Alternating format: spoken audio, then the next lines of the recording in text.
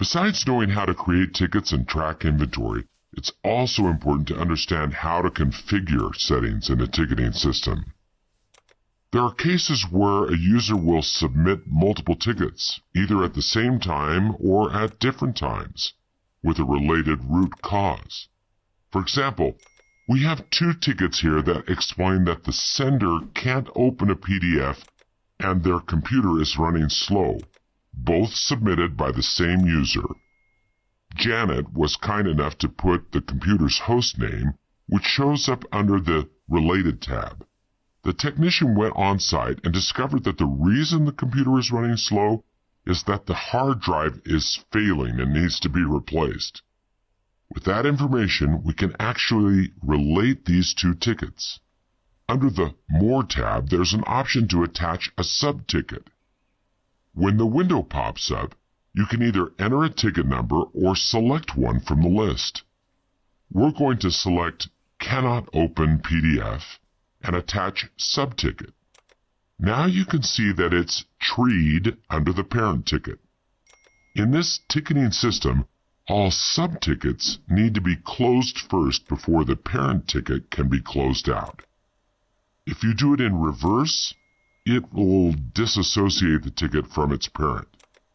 If you want to create a sub-ticket that doesn't already exist, just make sure you have your parent ticket selected and then click More and Create Sub-Ticket. This will walk you through the steps to finish the process. Details can make or break a ticket, like this one here.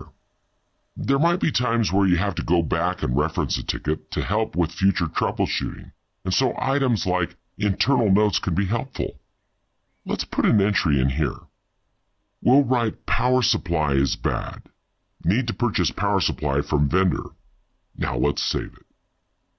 We want to associate a purchase with this. Under the Purchasing tab and Purchase List, there's an option for New Purchase.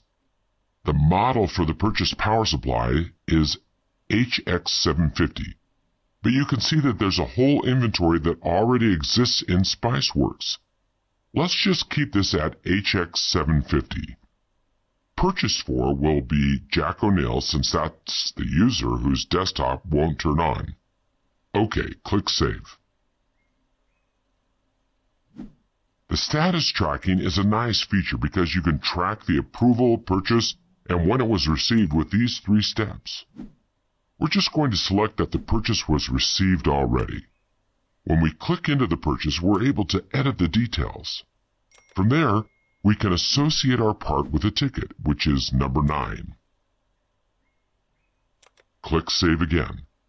Back on our ticket and under Activity, we can see that there's a purchase item associated with our ticket now.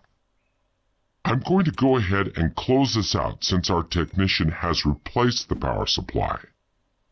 In the public notes, let's put Replaced Power Supply in PC and then click the checkbox and save it.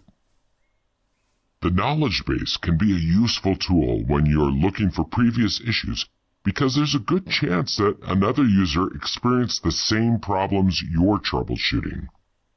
Spiceworks has a built-in knowledge base from other technicians that use the program. Not only can you take advantage of this, but you can also write your own. Articles in My Teams can be used by multiple local users, and mine is just for you to reference. The New Article button gives you the option to create an article yourself. The format you see here gives you a good idea of how the layout will be when writing the article, with steps listed along with attachments or URLs. Again, it's possible to post an article to the Spiceworks public knowledge base or just locally. That's it for this demo. In this demo, we showed you some examples of how to relate tickets. Then we purchased a power supply and looked at creating a knowledge base article.